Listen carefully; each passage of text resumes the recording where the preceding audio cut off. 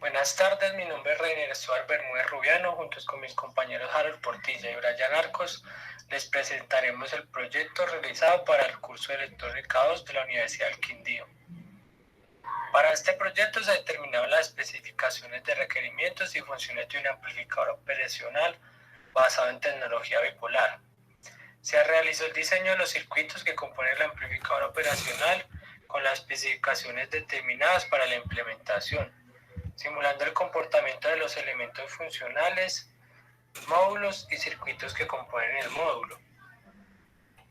Lo que se hizo fue diseñar e implementar un amplificador operacional con tecnología BJT, que en nuestro caso fue el LM741, donde se requiere que este cuente con una etapa de entrada diferencial, una etapa de amplificación de voltaje, otra de compensación y una etapa de salida.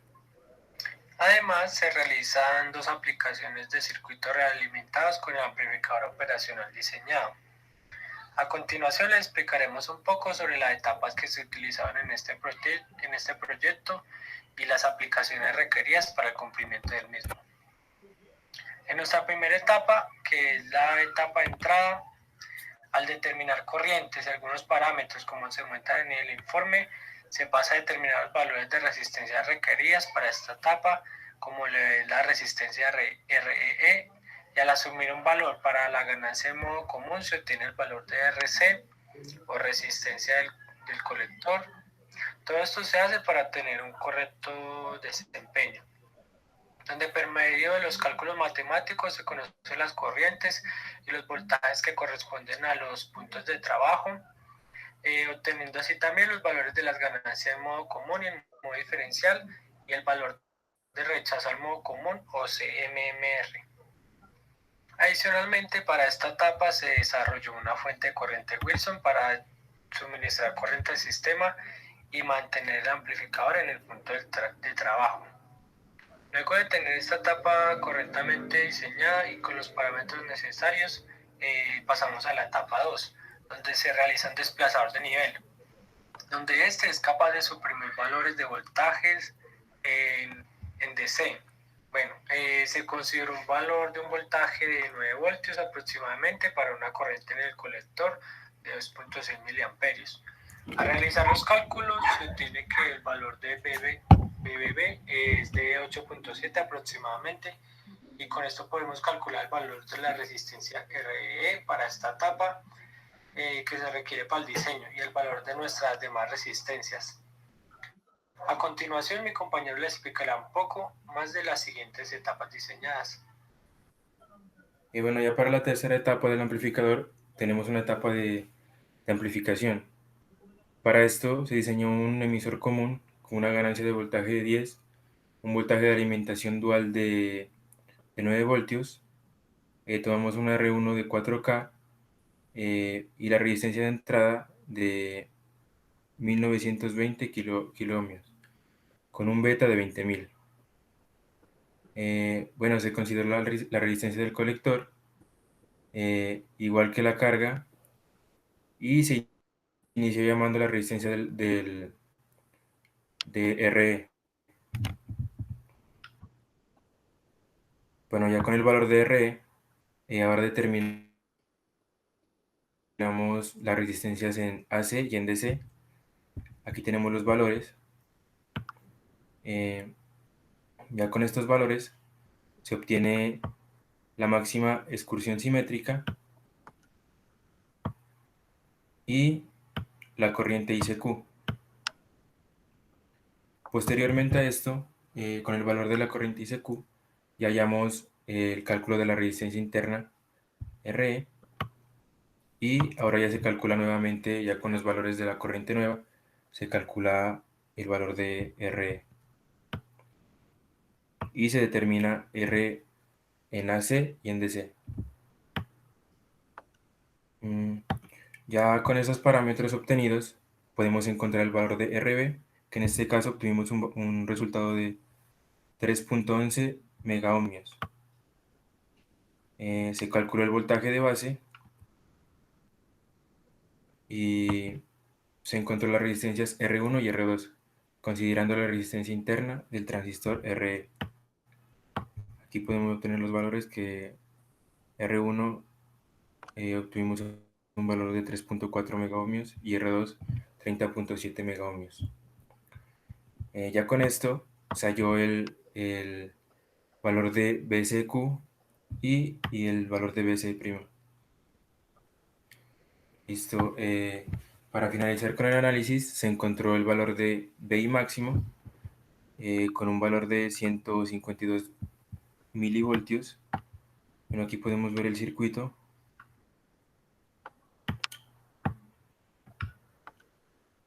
Bueno, ya consiguiente a esto, tenemos una etapa de desplazador de nivel. Bueno, para esta etapa se realizó un desplazador de nivel capaz de suprimir determinantes valores de voltaje DC.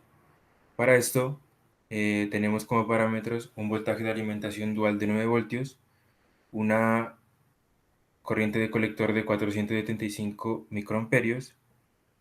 Esta corriente es igual a la corriente de referencia y un voltaje BBB de 4.25 voltios. Bueno, aquí podemos obtener los valores de R y de R de referencia y aquí se puede percibir el circuito obtenido con los resultados.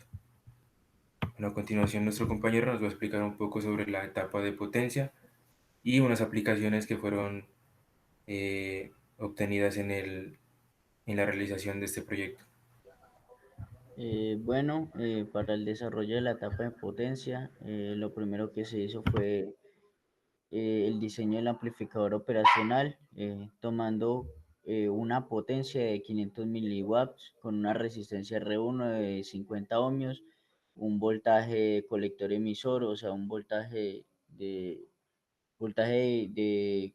saturación en colector emisor de 1.5 voltios y una HFE que es lo mismo que el beta de 100.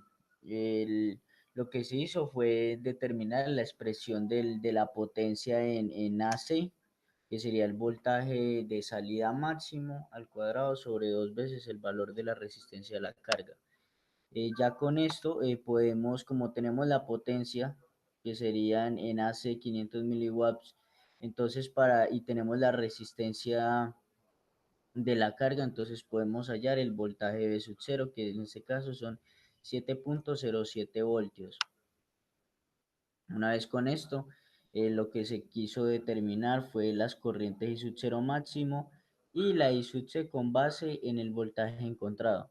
Entonces podemos ver que la corriente I sub 0 máximo teniendo el voltaje V sub 0 máximo sería es como aplicar una ley de Ohm, pero con el voltaje máximo a la salida del circuito, a la salida de la etapa de potencia de unos 141.421 miliamperios. Y ya con esto hallamos la corriente en la base. Además, eh, lo que se quiso hallar también para que los amplificadores, como ellos tienen que estar polarizados, entonces o sea, lo que se hizo fue calcular cuánto más o menos necesita el amplificador, que en este caso está dando como resultado 8.57 voltios.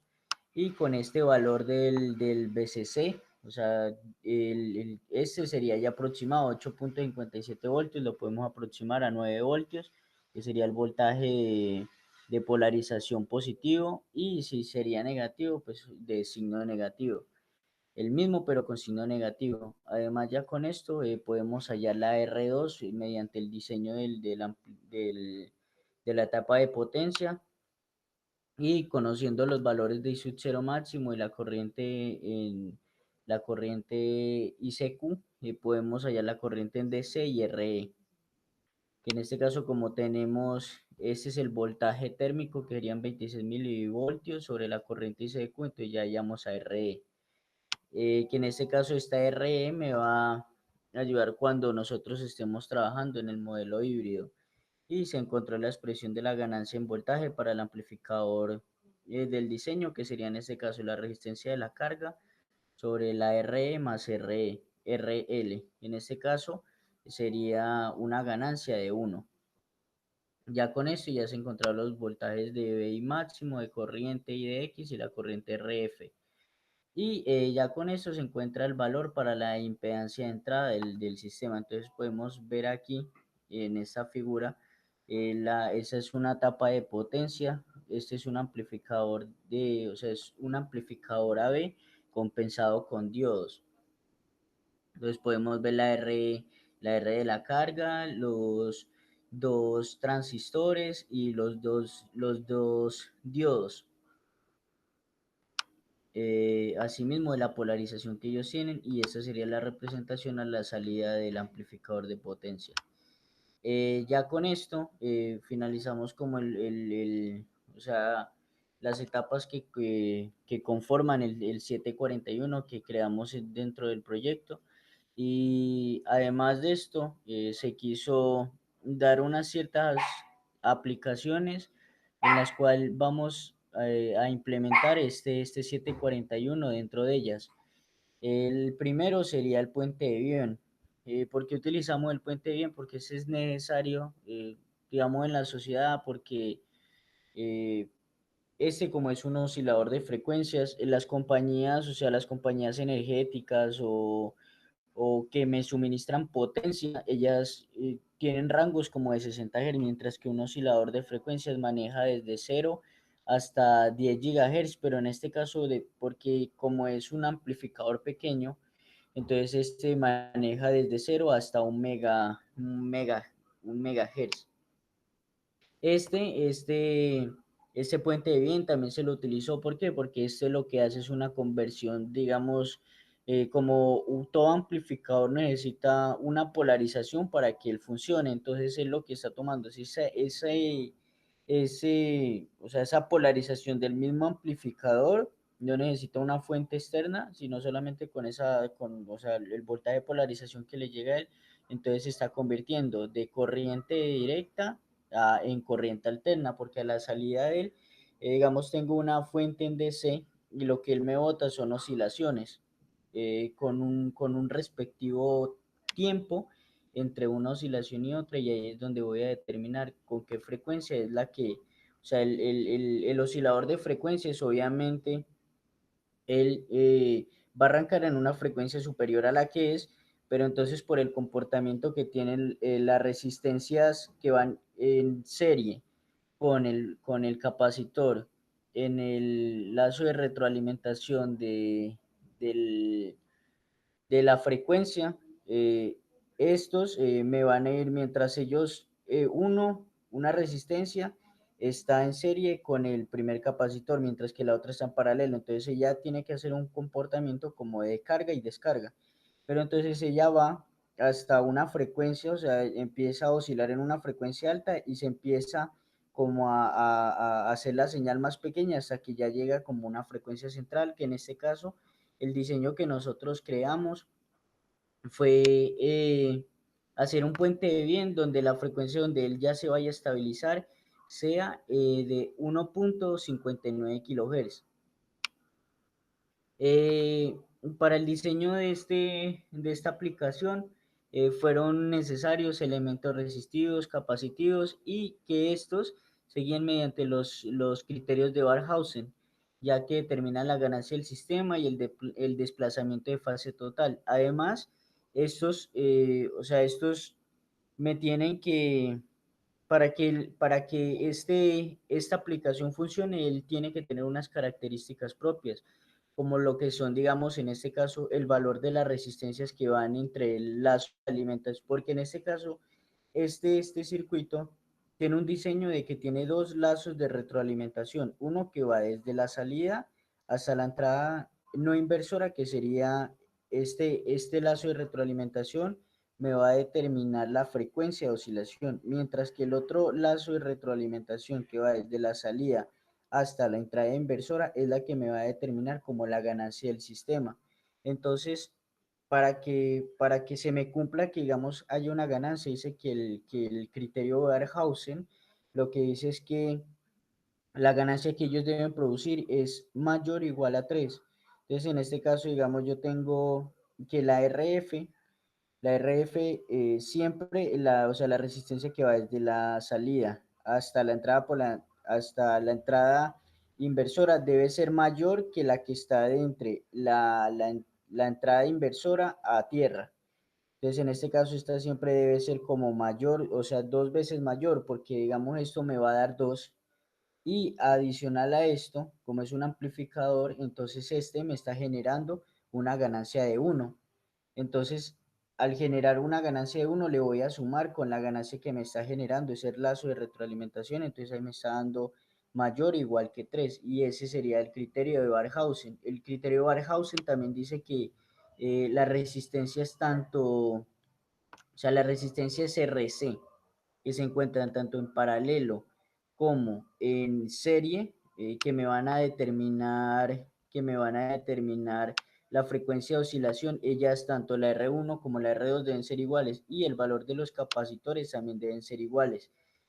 Pero, ¿qué pasa? A nivel de teoría y todo, decimos que, digamos que la resistencia RF debe ser 2 veces mayor que la resistencia de la entrada, que en este caso sería R. Pero como se trabaja en una parte de simulación y con la creación del 741, es posible de que siempre a la resistencia que va en el lazo de retroalimentación hacia la entrada inversora se le aumente unos ohmios de más. ¿Para qué? Para que se cumple este diseño. Entonces, aumentándole esa resistencia, lo que hicimos, al igual 100 ohmios no es una resistencia muy grande, entonces no va a cambiar tanto el comportamiento de ella.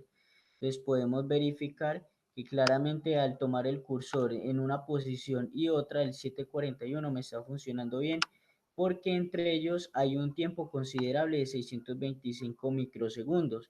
Si yo hago 1 sobre este periodo, me está dando una frecuencia de 1.6 kHz, que lo que nosotros habíamos planteado es 1.59, o sea, me está dando la frecuencia de oscilación que necesitaba.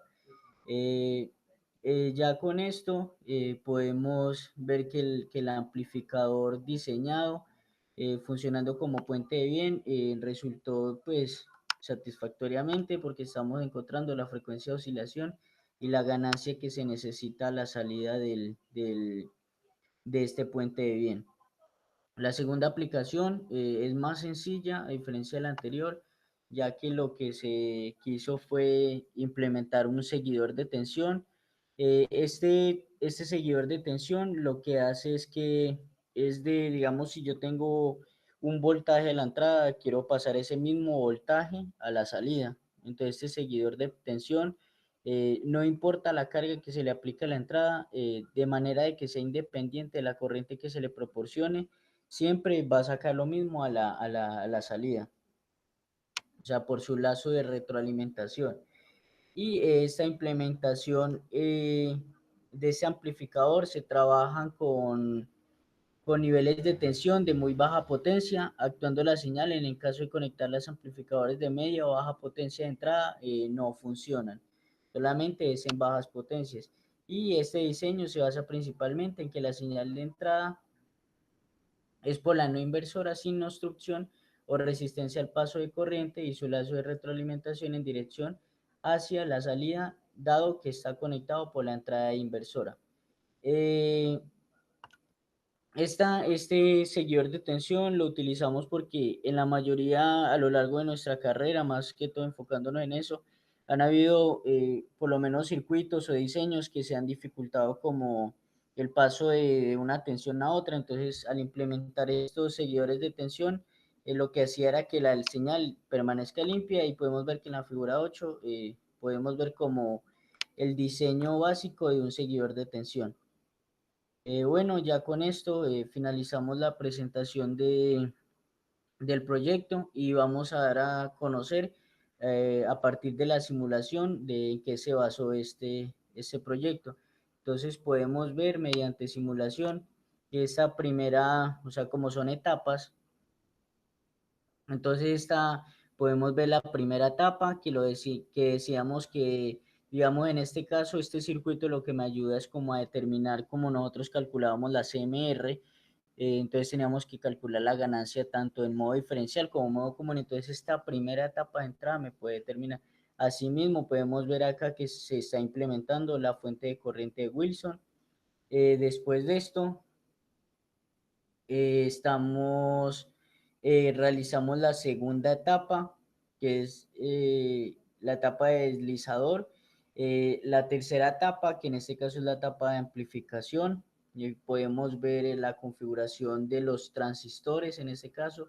Nuevamente seguimos con la siguiente etapa, que sería el siguiente deslizador, y en este caso es la última etapa para generar el 741, es la etapa de potencia, que sería en este caso lo que decíamos anteriormente, es es una etapa de potencia de tipo AB compensado con diodos. Eso es todo. Muchísimas gracias.